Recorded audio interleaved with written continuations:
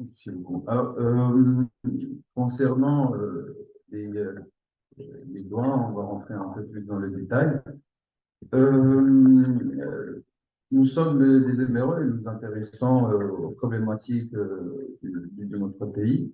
Nous avons remarqué ces derniers temps une nouvelle problématique, c'est peut-être qu'on n'avait pas il y a quelques années, c'est celle de la migration. Au niveau des droits de l'homme, qu'est-ce que le Parlement fait pour pallier à ce problème? Merci. Donc, j'ai essayé dans mon livre, parce que le livre, il est réparti en général sur deux grandes parties, deux grands chapitres. Un chapitre qui est un peu, je dirais, euh, théorique, référentiel, et un chapitre qui concerne un peu euh, une analyse du bilan du Parlement marocain durant ce qu'on appelle la 10e législature, qui s'étale de 2016 jusqu'à 2021. Et parmi les choses que j'ai traitées, c'est les questions parlementaires qui ont une connotation droits de l'homme, et notamment les droits des migrants. Et vous avez dans le livre le bilan de l'ensemble des questions parlementaires qui ont été élaborées et posées par les deux chambres du Parlement concernant cette thématique. Mais j'ai analysé un peu le pourquoi. Pourquoi le Parlement s'intéresse à ces questions. Et j'ai évoqué au moins trois éléments.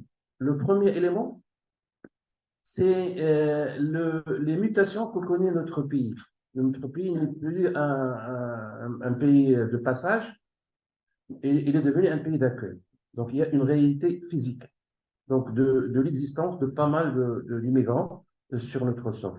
Ce qui a conduit, d'ailleurs je l'ai rappelé dans mon bouquin, en 2013, le CNDH, Concertation des droits de l'homme, avait publié les recommandations pour un rapport qui a été élaboré sur les droits des étrangers au Maroc. Et il avait élaboré un package de recommandations qui ont été soumis à l'appréciation du souverain. Et juste 24 heures après, le cabinet royal avait publié un communiqué de presse annonçant que Sa Majesté, donc, il a pris connaissance de ces recommandations et il a donc donné ses instructions à l'exécutif pour la mise en œuvre de ces recommandations. Et à partir de là, donc, on a eu une succession de décisions et de mesures. Je pourrais les qualifier en trois grandes mesures. La première, d'abord, c'est euh, un cadre institutionnel clair qui prend en charge la question migratoire. Et on a vu dans le premier remaniement ministériel apparaître la question migratoire dans le portefeuille des ministres des Affaires étrangères du Marocain du monde et de l'immigration. Et, donc, et on a créé une direction dans l'organigramme qui s'occupe de la question migratoire pour la première fois au Maroc. Donc, c'est une nouveauté émanant de ces directives royales après le rapport des CNR. La deuxième chose, c'était un peu des mesures concernant le cadre législatif. Et dans ce cadre législatif, il y avait trois choses.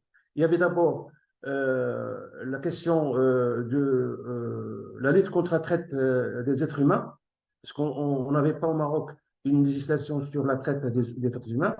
Donc, chose faite, donc on a pu avoir un texte de loi qui essaie de répondre à ce vide juridique qui existait auparavant.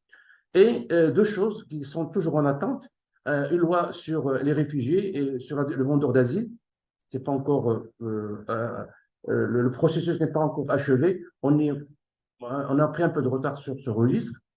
Et la troisième chose, c'est la refonte totale de la loi sur l'entrée et la résidence des étrangers au Maroc, la fameuse loi 01003. Donc, et sur ça aussi, on a mis un peu de retard sur cette refonte de loi. Le troisième axe dans cette nouvelle politique migratoire marocaine, à visage humaniste, bien sûr, c'est des opérations exceptionnelles de régulation des sans-papiers. Et ça a donné lieu en 2 opérations consécutives, 2014-2015, donc sur un nombre de 50 000 sans-papiers qui ont été régularisés et qui ont eu des cartes de séjour pour ceux qui l'ont demandé. Et on a pu atteindre un taux de satisfaction de demande qui s'élève à 92% de taux de satisfaction.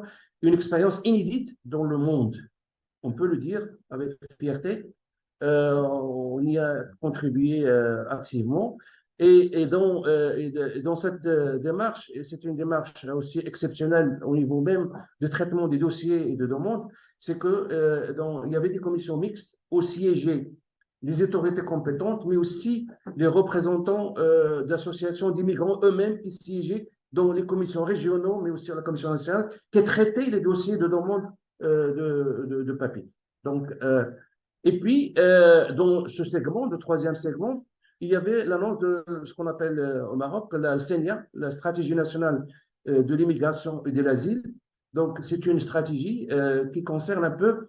Donc, après avoir régularisé les 50 000, donc il fallait mettre un dispositif pour ce qu'on appelle accès aux droits, les droits fondamentaux, c'est-à-dire le logement, le travail, la santé, l'éducation pour les enfants des migrants.